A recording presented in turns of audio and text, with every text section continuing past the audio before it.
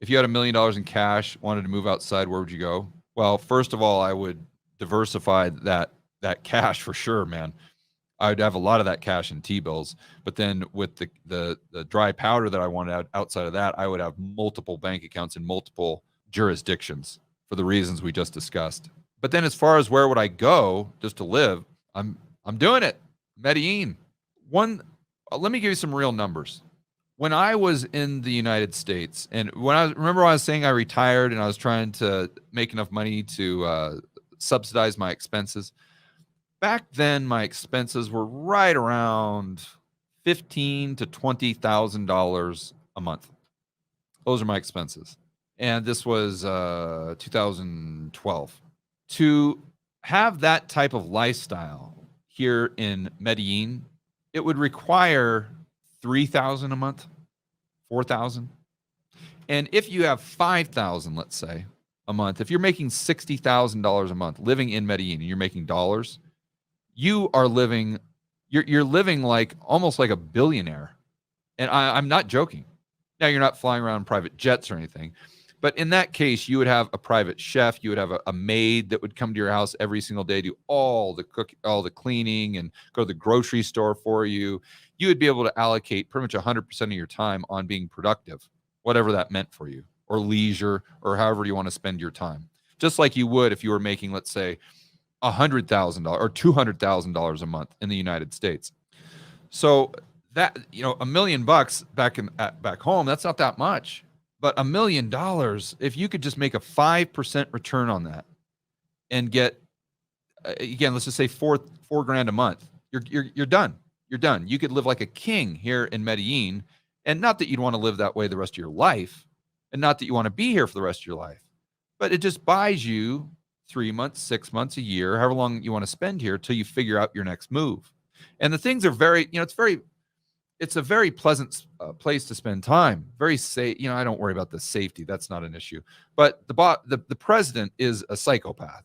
I mean, he's good buddies with, or was good buddies with, Chavez and with Maduro and Carrera, who was in Ecuador. Basically, these socialist guys. And so he is a wild card.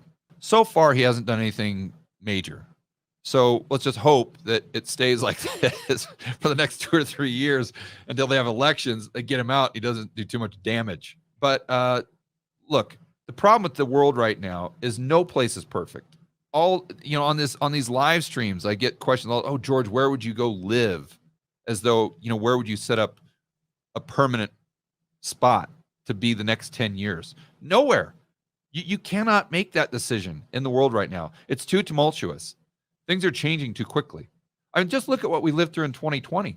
Like, you could have gone to Mexico. You could have gone to all whatever your hot spots are, as far as where you would like to set up a plan B. You could have been there, and you still would have been under the exact same stupid lockdowns, unless you were in Sweden, Tanzania, or St. Bart's. Those are pretty much the only 3 places that I know of on the planet Earth where you weren't locked in a cage, for heaven's sakes. So, and who knows if we get something like that? Who knows if we get climate lockdowns? Who knows if we get the world is changing so fast, and especially with the fourth turning, that I think your greatest asset right now is just simply mobility. And, setting up a kind of bug out spot, as my good friend Doug Casey calls it, maybe in Mexico. And, you don't have to buy a place, but just some place where you'd like to go spend time, set up a bank account there, set up a bank account in Dubai is, I think, a great place. The Middle East, just have some diversification. Not that any of those places are perfect. No. They're far from perfect. But at least you're kind of hedging your bets there.